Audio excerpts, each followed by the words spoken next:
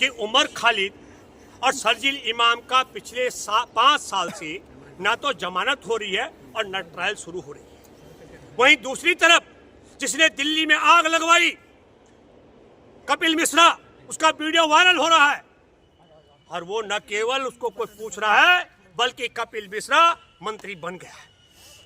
मेरे दोस्तों, supreme court में बैठे सम्मानित जजों ने कहा ये इनके पास इन्होंने देश के खिलाफ हैं, ये देश को तोड़ने वाले हैं, इसलिए इनकी जमानत नहीं होनी चाहिए। मैं बिल्कुल मानता हूं जो देशद्रोही है, सुप्रीम कोर्ट से मैं कहता हूं हम भी आपके साथ हैं, पूरा देश देशद्रोही के खिलाफ है। लेकिन देशद्रोही की परिभाषा क्या हो ये सुप्रीम कोर्ट को तय करनी चाहिए। हम तो जानते हैं क्या होती है। मैं आपके साथ 2 बड़े मुद्दे जोड़ना चाहता हूं मेरे दोस्तों।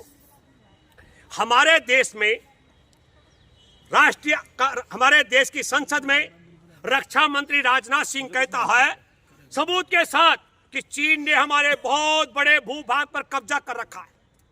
अरुणाचल का भाजपा का सांसद कहता है अमित गांव, वो कहते हैं कि वहां पर बहुत बड़े हिस्से पे चीन ने कब्जा कर लिया। पेंटागन की रिपोर्ट कहती है कि भारत के बहुत बड़े हिस्से पर चीन ने कब्जा कर लिया। 20 जवान शहादत देते हैं, 76 जवानों के अधमरे हो जाते हैं। 15 जून 2020 को चीन ने कब्जा कर लिया। तो चीन के जमीन से अपनी जमीन बचाने के लिए जवान शहादत दे दें, रक्षा मंत्री संसद में बता दे, अरुणाचल का सांसद चिल्लाए, पेंटागन की रिपोर्ट आए, लेकिन नरेंद्र मोदी ने क्या कहा? नरेंद्र मोदी ने कहा हमारी न कोई गुस्सा है, न घुस आया है, न हमारी जमीन का एक टुकड़ा किसी के पास है।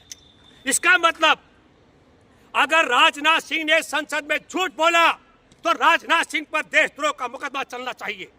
अगर हमारे जवानों ने 15 जून 2020 को आत्महत्या की 20 जवानों ने और 76 ऐसे अधमरे हो गए तो उनका कोर्ट मार्शल होना चाहिए।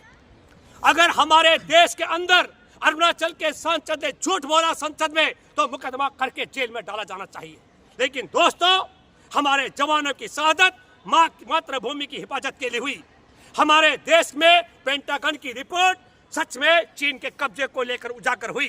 अरुणाचल के सांसद ने कहा आने वाली पीढ़ियां थूकेंगी मेरे ऊपर अगर मैं इसको जिक्र नहीं करूंगा तो। और राजनाथ सिंह ने सच बोला। तो कौन है देश का गद्दार? नरेंद्र मोदी।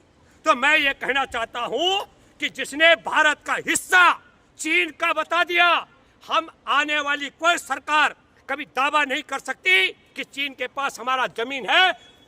19 जून 2020 तक जो जमीन चीन के पास थी, इसका मतलब हुआ सुप्रीम कोर्ट मैं आपके साथ हूं। क्या आप में इतनी हिम्मत है कि आप देश की गद्दारी करने वाले नरेंद्र मोदी के खिलाफ मुकदमा दर्ज करने की तैयारी करें? अगर आप आदेश करें, मैं आता हूं पिटीशन लेकर, उच्च कोटि के वकील को लेकर। मेरे दिल में बड़ी पीड़ा है इस हमारे देश से गद्दारी की और चीन से यारी की। मैं दूसरा जिक्र करता हूं उत्तराखंड के मुख्यमंत्री पुष्कर सिंह धामी का। 14 अगस्त 2015 को पुष्कर सिंह धामी ने एक नक्शा पोस्ट किया भारत का और बहुत बड़ा हिस्सा भारत का चीन के जमीन में दिखाया। ये देश से गद्दारी है या देश चीन से यारी का मामला है?